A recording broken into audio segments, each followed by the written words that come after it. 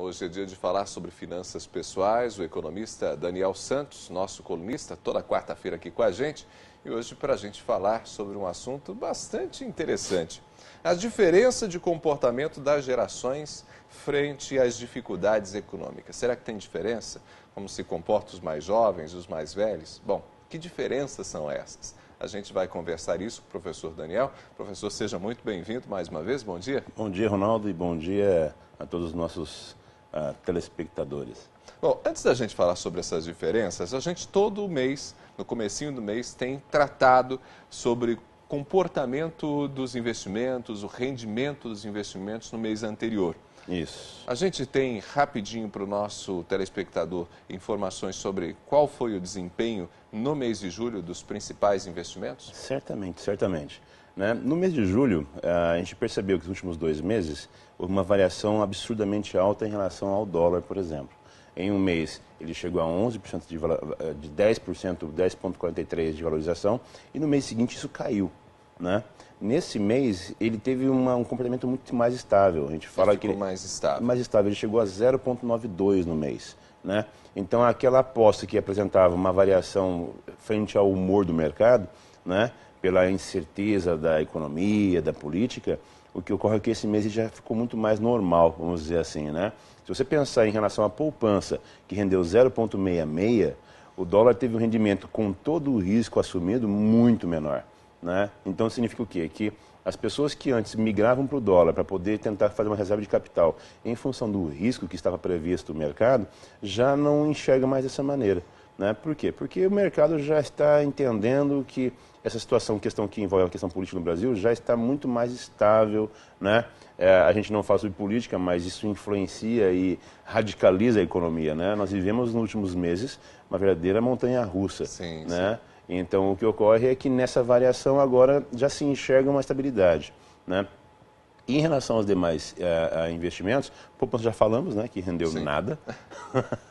Tadinho da poupança, lá embaixo, Lá embaixo. E a inflação está com uma tendência de queda, Falamos também que não haveria uma mudança em relação à Selic no mês passado, que não aconteceu, mas existe a influência já, o peso no mercado sobre a equipe econômica para que faça a mudança da Selic realmente. Então, se não for agora agosto, mais tardar setembro deverá mexer, para já sinalizar para o mercado essa mudança que está ocorrendo.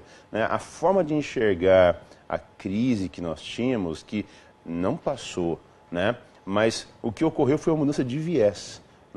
Então, vamos pensar assim, se nós antes enxergarmos que havia um problema e você continuava vendo só problema, a perspectiva é ir para o buraco mesmo. Então, quando houve a mudança desse viés, o que ocorreu agora é que as pessoas estão ainda sentindo os reflexos da economia ruim, porém já não estão mais olhando para baixo, estão olhando para cima. Significa que já começa a haver uma virada mesmo. Uma virada lenta, mas é importante que ela seja consistente. Por isso que a mudança na taxa da Selic vai ajudar sensivelmente nesse processo do mercado. E fora isso, clássicos, nós temos quem mais? Nós temos ainda as notas do Tesouro Nacional, NTN, os tesouros diretos, que estão arrebentando de dar rendimento. Surgiu quem faz aposta aí para 5 anos? Para 5 anos, até para menos, Ronaldo. Nós temos alguns investimentos de prazo mais curto que isso, de 2 anos no máximo, de 1 ano no máximo, que estão rendendo 1,11. Se comparar 1,11 com 0,66, 0,67 da poupança, é quase o dobro. É quase o dobro. E isso é significativo.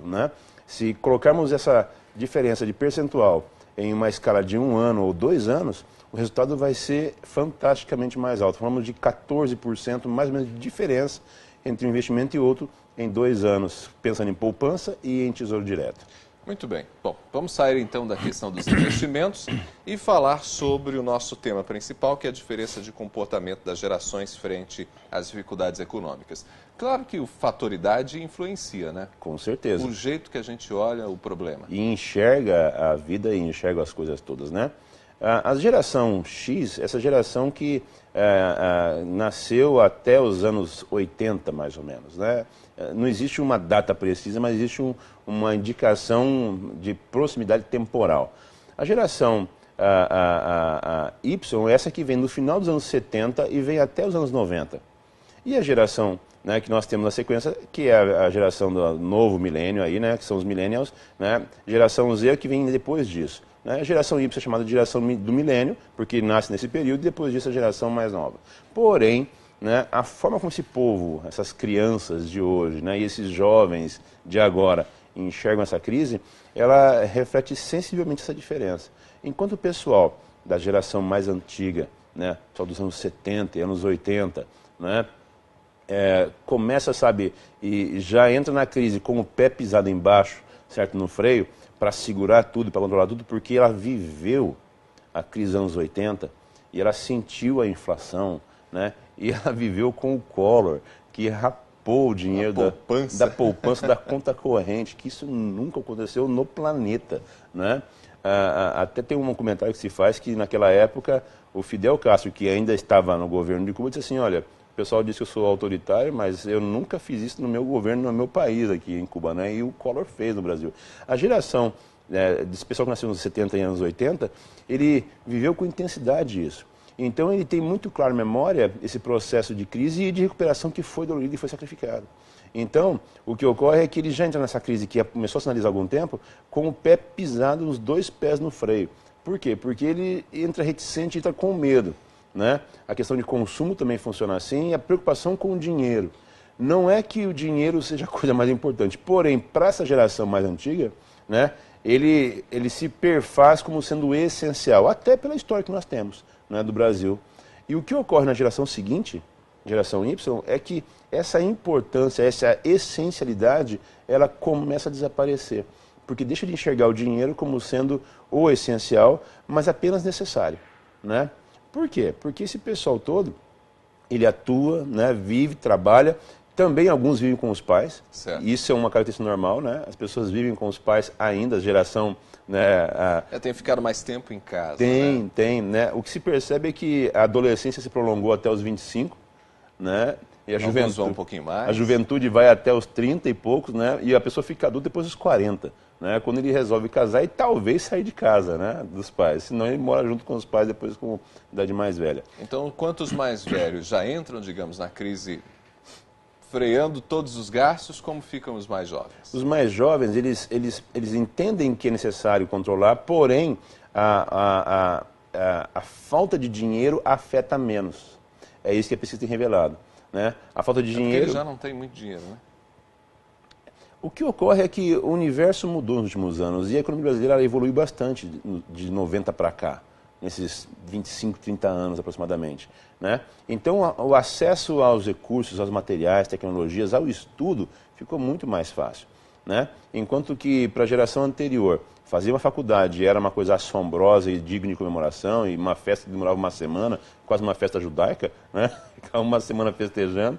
Na geração mais nova hoje, fazer faculdade é normal. Né? Não existe essa mudança tão radical, porque não existe tanta diferença em relação à forma como você usa os recursos. As pessoas usam os recursos, são disponíveis e muito mais fácil. Vamos lembrar que esse pessoal todo teve acesso ao crédito, né, com o governo anterior, o governo Dilma e o Lula anterior dele, né, o crédito foi muito mais fácil. Então, comprar foi muito mais fácil, ter coisa foi muito mais fácil.